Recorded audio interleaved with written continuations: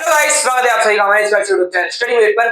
और आज की वीडियो में हम डिस्कस करेंगे कि एमएसटी, सीटी और बोर्ड्स को मैनेज कैसे करें, एक साथ उनको एक ही गाड़ी में कैसे लेके चलें। बहुत बच्चों को ये प्रॉब्लम होता है कि दोनों को एक साथ मैनेज कैसे किया जाए। देखिए कि जितना ज्यादा आप अच्छे से बोर्ड्स करोगे उतनी ज्यादा आपको आसानी होगी एमएसटी, सीटी की पढ़ाई करने में। क्यों, मैं बताता हूँ। पहले तो बोर्ड्स एमएसटी, सीटी के लिए इंपॉर्टेंट क्यों है? क्योंकि एमएसटी, सीटी में क्राइटेरिया है कि आपको फिजिक्स, केमिस्ट्री, मैथ्स को मिलाकर 45% से ऊपर आपको लाना है। ये क्राइटेरिया है। तो आपको बोर्ड्स में ऐसा नहीं कि आप सिर्फ पास हो रहे हो, वैसे नहीं करना है। आपको 45 टू 50% के ऊपर मार्क्स लाना ही है। 45 टू 50% के ऊपर आप जब मार्क्स लाओगे तभी आपका ये जो मुंबई यूनिवर्सिटी है, महाराष्ट्र के जो जो जाने माने यूनिवर्सिटीज है, टॉप 5 महाराष्ट्र के जो कॉलेज है, वहां पर आपको एडमिशन मिल सकता है। वरना आपको नहीं मिलेगा, कौन से भी कॉलेज में नहीं मिलेगा। जिस कॉलेज में एमएसटी, सीटी को कंसिडर किया जाता है उस कॉलेज में आपको एडमिशन ही नहीं मिलेगा। तो आपको बोर्ड्स में 50% के ऊपर तो मार्क्स लाने ही है, कैसे भी कर लो। है भले ही 45%, लेकिन आपको 50% मार्क्स लाने ही है। उससे ऊपर 15% के ऊपर मार्क्स लाने हैं। आई होप आप क्लियर हो कि बोर्ड्स को आपको हल्के में नहीं लेना है। अब एमएसटी, सीडी को कैसे मैनेज करें? अब ये पर्सन टू पर्सन डिफर करता है।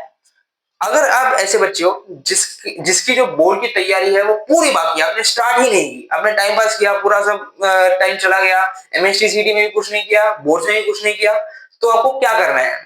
अभी क्या किया जाए? अभी तो फिलहाल आप बोर्ड्स पे ध्यान दो। एमएसटी, सीटी के ज्यादा ध्यान मत दो, लेकिन वो जो बोर्ड्स है एकदम एकदम उसके लिए भी ज्यादा टाइम बचा नहीं है, लेकिन बोर्ड्स में कंसंट्रेट करो। एक चीज जो आपको करनी है वो है कि आपको सारे चैप्टर्स के सारे फॉर्मूलाज याद होने चाहिए, मुंह जबान याद होने चाहिए। अगर मैं आपको रात को 12 बजे उठा के पूछूं कि यार इसका फॉर्मूला क्या, आपको आना चाहिए। क्योंकि इसका रीजन क्या है? क्योंकि ये जो फॉर्मूलाज है सिर्फ ये बोर्ड्स तक ही सीमित नहीं है। बोर्ड्स के बाद जब एमएसटी, सीटी की बात आएगी वहां पर भी आपको फॉर्मूलाज उतने ही इंपॉर्टेंट है, उससे भी ज्यादा इंपॉर्टेंट है इनफैक्ट। तो आपको बोर्ड्स में न्यूमेरिकल्स तो आने ही वाले हैं, फिजिक्स और केमिस्ट्री में बहुत न्यूमेरिकल्स आते हैं, तो आपको फॉर्मूलाज करने हैं और उसे इतने अच्छे से करना है कि आपको एमएसटी, सीटी तक वो याद रहेगा और बाद में आपको रिवाइज करना ही है। तो फॉर्मूलाज तो आपको सब सारे बच्चों को ये रूल है कि आपको फॉर्मूला शीट्स तो एकदम अच्छे से रिवाइज करनी है। हर एक फॉर्मूला आपको विद कंडीशंस कि ये फॉर्मूला कहां लगेगा। सिर्फ फॉर्मूला याद करने से कुछ नहीं होता, क्योंकि बहुत सारे फॉर्मूलेज हैं। वो फॉर्मूला कहां अप्लाई हो रहा है, कौन सा फॉर्मूला कहां अप्लाई होगा, वो आपको पता होना चाहिए। समझ गए? तो आपको विद कंडीशंस फॉर्मूलेज याद होने चाहिए। और एक चीज जो आपको करनी है, जिनका कुछ नहीं हुआ, तो पहले तो आप न्यूमेरिकल्स पर ध्यान दो और थियरी जो डेरिवेशन है उस पर ध्यान दो। ये न्यूमेरिकल्स तो आने ही वाले हैं एमएसटी, सीटी में। बोर्ड्स से थोड़ा लेवल ऊपर एमएसटी, सीटी में भी आने लग गए, बहुत लेवल ऊपर आने लग गए, लेकिन आप पहले बोर्ड्स के न्यूमेरिकल्स अच्छे से करिए। न्यूमेरिकल पर ज्यादा फोकस कीजिए, डेरिवेशंस पर ज्यादा फोकस कीजिए, क्योंकि वो उनकी जो मात्रा है आने की बहुत ज्यादा है। और एमएसटी, सीटी का भी कुछ मत कीजिए, क्योंकि अगर आपने दोनों पे फोकस किया तो दोनों ही नहीं हो पाएगा। तो बोर्ड्स पर कीजिए, कोशिश कीजिए कि आप 50% के ऊपर मार्क्स ला रहे हो, वरना आपको कॉलेज में एडमिशन मिलना बहुत मुश्किल हो जाएगा। अब उन बच्चों की बात करते हैं कि हाँ, ठीक ठाक प्रैक्टिस हो चुकी है बोर्ड्स की, अब हम क्या करें? अगर आपकी ठीक ठाक प्रैक्टिस हो चुकी है बोर्ड्स की, तो अभी आप एमएसटी, सीटी को भी थोड़ा थोड़ा करने लग जाओ, क्योंकि बाद में आपको मुश्किल पड़ सकती है। अब जिन बच्चों की कुछ तैयार नहीं है, अब अभी आपको एमएसटी, सीटी को ज्यादा टच नहीं करना। जैसे ही बोर्ड हो जाए बाद में हम एमएसटी, सीटी पर ध्यान देंगे। अभी फिलहाल आप बोर्ड्स पर ध्यान दो। जिनका मीडियम तैयारी हो गई है, आपको याद रखना है कि आपको फॉर्मूला शीट तो सबको करनी है, आपको करना ही है फॉर्मूला शीट। बाद में जो मैंने चैप्टर्स एमएसटी, सीटी के लिए इंपॉर्टेंट बताए हैं, मैंने पहले ही बता दिया कि एमएसटी में कौन से चैप्टर ज्यादा इंपॉर्टेंट है। आपको उन चैप्टर्स की थियरी अच्छे से करनी है।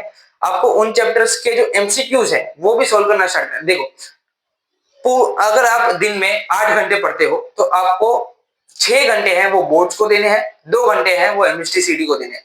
ये उन बच्चों को अप्लाई होता है जिनकी तैयारी थोड़ी सी 50% हो गई है या फिर उससे ऊपर हो गई है। आपको 2 घंटे एमएसटी, सीटी को देने हैं और 6 घंटे बोर्ड्स को देने हैं। अब बोर्ड्स और एमएसटी, सीटी में भी आपको देखना है कि आप पढ़ाई क्या कर रहे हो। जो चैप्टर्स आप बोर्ड्स के लिए ले रहे हो वही चैप्टर आपको सीटी के लिए लेना है। पहले आपने बोर्ड्स के लिए किया, जैसे कि आपने समझो कि अब अभी बहुत लोग होंगे, यानी कि मैंने बताया कि 50% के ऊपर, यानी कि आप अभी रिवीजन फेज में चल रहे हो। आपका जो सिलेबस है वो खत्म होने पे आया है या फिर हो गया है, और आप रिवीजन फेज में चल रहे हो, तो जो चैप्टर आप अभी कर रहे हो, या तो रिवाइज कर रहे हो या तो नहीं कर रहे हो, वो चैप्टर ही आपको एमएसटीसीडी करना है। जैसे कि आपने रोटेशनल डायनामिक्स या फिर थर्मोडायनामिक्स चैप्टर पकड़ा है, आपने बोर्ड के लिए उसको अच्छे से कर लिया है, टेक्स्ट बुक अच्छे से रीड कर ली, फॉर्मूला शीट अच्छे से कर लिया, न्यूमेरिकल्स अच्छे से सॉल्व कर लिया, ये 3 चीज आपने कर ली। हाँ, डेरिवेशन भी अच्छे से सॉल्व कर लिया, ये 4 चीज आपने कर ली। बाद में आपको जब आप 2 घंटे एमएसटीसीडी को देते हो, वहां पर आपको थर्मोडायनामिक्स का ही चैप्टर करना है, उसके ही न्यूमेरिकल्स आपको सॉल्व करने हैं। ज्यादा न्यूमेरिकल सॉल्व करने की जरूरत नहीं है, 10 to 15 न्यूमेरिकल्स अगर आप सॉल्व कर पाते हो, अच्छी बात है। आप चाहे तो एमएसटीसीडी थोड़ा कम टाइम भी दे सकते हो, 1.5 आवर भी ठीक होगा, लेकिन बोर्ड्स के लिए ज्यादा टाइम देना है, क्योंकि अभी बोर्ड्स की एग्जाम पहले आने वाली है। तो आप कोशिश करिए कि आप 6.5 आवर्स बोर्ड्स को दे रहे हो, 1.5 आवर आप एमएसटीसीडी को दे रहे हो। एमएसटीसीडी को इग्नोर मत करना, क्योंकि बाद में आपको प्रॉब्लम हो सकती है।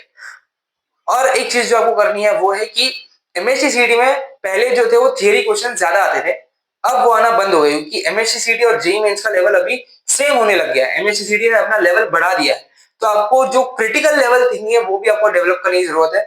तो जब आप 15 एमसीक्यूज जब आप सॉल्व करते हो, अब वो 15 एमसीक्यूज में भी 10 एमसीक्यूज आपको वैसे उठाने हैं जो मीडियम लेवल के हैं, और जो 5 एमसीक्यूज जो आप उठा रहे हो वो क्रिटिकल लेवल थिंकिंग वाले होने चाहिए। या तो आप जेईई मेंस के पीवाईक्यूज उठाओ जो पहले के साल के थे, 2016, 17 या फिर 15, 14 के पीवाईक्यूज उठाओ, या फिर आपके पास अगर टारगेट की बुक है, नवनीत की बुक है, या फिर पीवाईक्यूज उठा लो, लेटेस्ट पीवाईक्यूज उठा लो, वो सॉल्व करने लग जाओ। 10 एमसीक्यूज इजी होने चाहिए, 15 एमसीक्यूज एकदम हार्ड होने चाहिए, जिससे कि आपकी जो क्रिटिकल लेवल थिंकिंग है वो बढ़ जाए। तो आपको फॉर्मूला तो रिवाइज करना ही है, थियरी भी आपको टेक्स्ट बुक रीड करनी है, क्योंकि जो थियरिटिकल क्वेश्चन है वो भी आपको आने चाहिए, और आपको एमसीक्यू सॉल्व करना है। 15 एमसीक्यू सॉल्व करिए, 10 क्वेश्चन इजी होने चाहिए, 5 क्वेश्चन हार्ड होने चाहिए। आई होप आपको जो मैनेज कैसे करना है, मैंने आपको आपका जो डाउट था मन में, मैंने क्लियर कर दिया है। नेक्स्ट वीडियो मिलते हैं, तब तक के लिए जय श्री कृष्ण, राधे राधे, गुड बाय।